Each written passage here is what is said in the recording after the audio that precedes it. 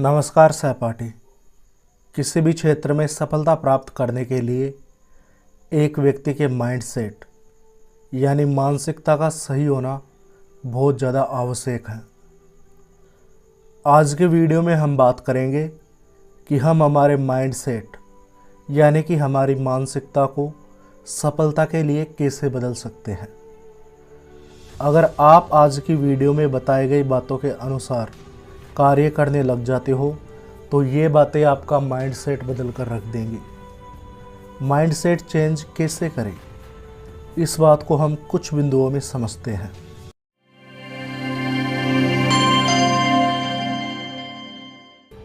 बिंदु नंबर 1, अपनी प्रगति को देखना शुरू करें। अपने माइंडसेट को सफलता के लिए प्रोग्राम करने के लिए खुद की प्रगति को देखना शुरू करें। हम सब में एक प्रवृत्ति होती है कि हम जब कोई गलत काम करते हैं या किसी काम को कम अच्छे तरीके से करते हैं तो हम खुद की आलोचना करना शुरू कर देते हैं। जैसे यदि आपने अपना लक्ष्य बनाया कि कल से आप रोज़ाना 4 बजे उठेंगे, अब आप सप्ताह के 5 दिन 4 बजे उठ जाते हैं, लेकिन आप सप्ताह के 2 दिन टाइम से नहीं उठ पाते हैं, तो आप खुद की आलोचना करने लग जाते हैं। आप यह नहीं देखते कि आप 5 दिन टाइम से उठे हो। आप इन 5 दिनों के लिए खुद की तारीफ नहीं करते हो, लेकिन जब आप केवल 2 दिन टाइम से नहीं उठ पाते हो तो आप खुद की आलोचना करने लग जाते हो कि मैं लापरवाह हूँ, मैं अनुशासनहीन हूँ। देखो, मैं इस बात को मानता हूँ कि अपनी प्रगति करने के लिए खुद की थोड़ी बहुत आलोचना करना ठीक रहता है, लेकिन मैं इस बात में बिल्कुल भी विश्वास नहीं करता कि जब हम बार बार अपनी कमियों के लिए खुद को कोसते हैं या खुद की आलोचना करते हैं तो हम प्रोग्रेस करते हैं। हमें अपनी कमियों को बढ़ा चढ़ा कर देखने के बजाय हमें हमारी अच्छाइयों को, हमारी प्रगति को बढ़ा चढ़ा कर देखना चाहिए और खुद की प्रशंसा करनी चाहिए। दूसरों के सामने नहीं, केवल खुद के सामने अकेले में प्रशंसा करें। जिस प्रकार जब कोई छोटा बच्चा कोई काम करता है तो हम उसे मोटिवेट करने के लिए उसकी कमियां निकालने के बजाय उसकी बढ़ाई करते हैं। हम उसे प्रोत्साहित करते हैं ताकि वो भविष्य में वह काम करने में रुचि दिखाए और उसे और बेहतर तरीके से करने का प्रयास करें। ठीक उसी प्रकार जब भी आप कोई काम करें तो खुद को प्रोत्साहित करें। जब आप बार बार खुद की आलोचना करने के बजाय खुद को प्रोत्साहित करते रहेंगे तो आपका मन प्रगति करने के लिए प्रोत्साहित होगा। आपको उस काम को करने में मज़ा आएगा। जब भी आप अपने लक्ष्य की प्राप्ति के लिए कर्म करें और आपके अंदर विचार आए कि आप इस काम को अच्छे तरीके से नहीं कर रहे हैं, तो आप अपने आप से कहें कि हाँ, हो सकता है कि मैं अभी इस काम को इतने अच्छे तरीके से नहीं कर पा रहा हूँ, लेकिन यदि मैं इस काम को करता रहूँगा तो एक दिन मैं भी इस काम को अच्छे तरीके से करने लग जाऊँगा। प्रैक्टिस करने से मैं भी इस काम में महारत हासिल कर लूँगा। इस प्रकार बात बात पर खुद को डीमोटिवेट करने के बजाय आपको बात बात पर खुद को मोटिवेट करने की आदत डाल लेनी चाहिए।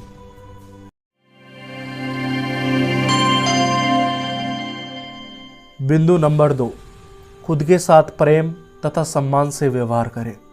एक छोटा सा प्रयोग करके देखें। आप अभी एक पेन और कॉपी उठाएं और आपके मन में जो भी नकारात्मक भावनाएं उठ रही हैं उन्हें उस पर लिख दें।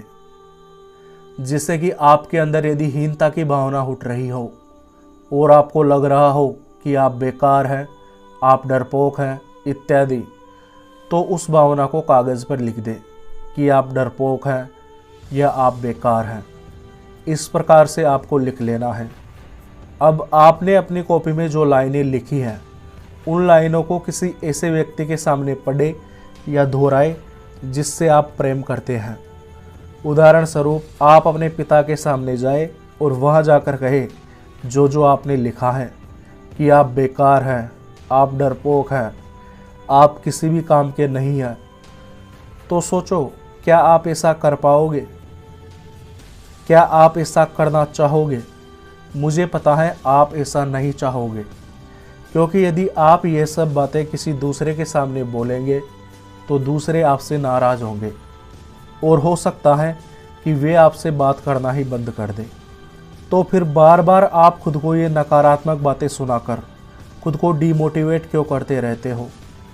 जब हम इन बातों को किसी दूसरे के सामने नहीं कह सकते क्योंकि हम जानते हैं कि इन बातों का प्रभाव बुरा पड़ता है, नकारात्मक पड़ता है, तो हम इन बातों को खुद के सामने क्यों दोहराते हैं? हम इन बातों को खुद से क्यों कहते हैं? सोचो, जब आप ऐसी बातों को खुद के सामने दोहराओगे तो क्या आप पे इसका नकारात्मक प्रभाव नहीं पड़ेगा? बेशक पड़ेगा। और यदि आप ऐसी बातें बार बार खुद के सामने दोहराते रहेंगे कि आप कमज़ोर हैं, आप बेकार हैं, तो आप हकीकत में एक दिन कमज़ोर और बेकार बन जाएंगे। हमें हमेशा खुद को प्रोत्साहित करने का प्रयास करना चाहिए।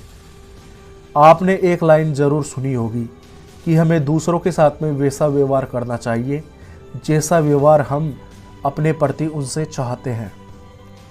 मैं इस लाइन को थोड़ा चेंज करके कहना चाहूँगा कि हमें खुद के साथ भी उतना ही प्रेमपूर्ण व्यवहार करना चाहिए जितना कि हम दूसरों के साथ करते हैं।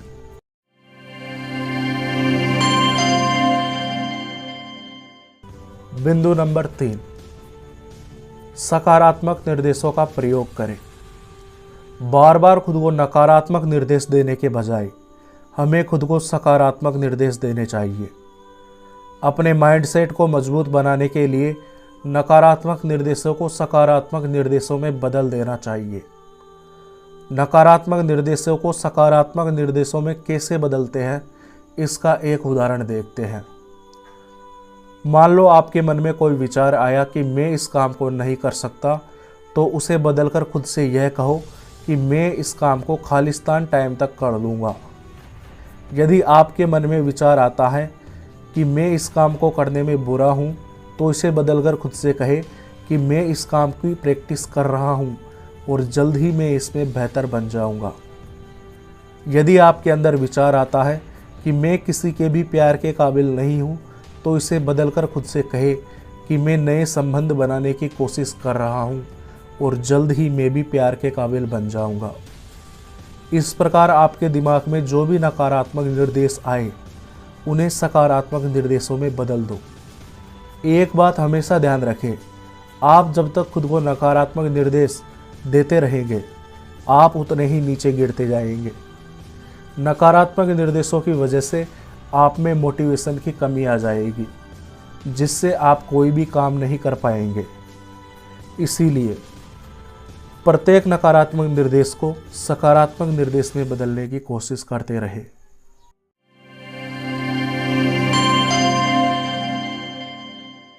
बिंदु नंबर 4, अपने विचारों को लिखना शुरू करें।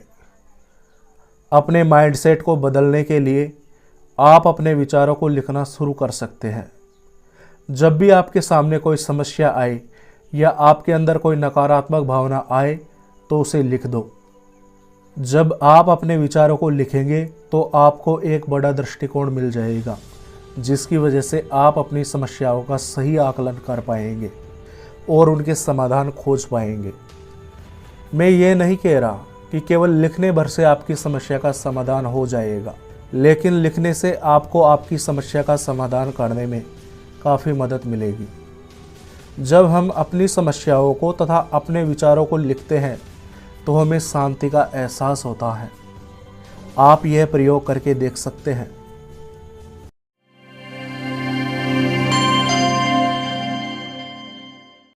बिंदु नंबर 5, वर्तमान पल में मौजूद रहे। आपको एक अच्छा माइंडसेट बनाने के लिए अपनी मानसिकता को वर्तमान में केंद्रित रखना होगा। हम जितनी भी आध्यात्मिक बातें करते हैं या हम जितनी भी आध्यात्मिक नसीहतें सुनते हैं, उनका मूल सार यही है कि एक मनुष्य वर्तमान पल में मौजूद कैसे रह सकता है। इसी एक विचार पर सारी आध्यात्मिकता टिकी हुई है। हम अक्सर या तो अपने अतीत की बातों को याद करते रहते हैं या फिर हम भविष्य में क्या होगा इत्यादि सोचते रहते हैं।